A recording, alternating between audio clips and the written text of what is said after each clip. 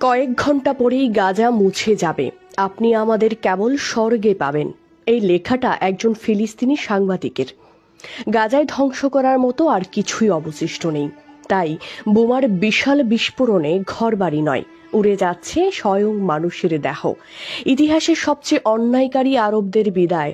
অথচ পাকিস্তানের পারমাণবিক শক্তি ছিল, তবুও তারা ফিলিস্তিনকে সাহায্য করতে পারেনি। মিশরের কাছে নীল নদ ছিল, কিন্তু গাজার মানুষ তৃষ্ণায় মরে গেছে।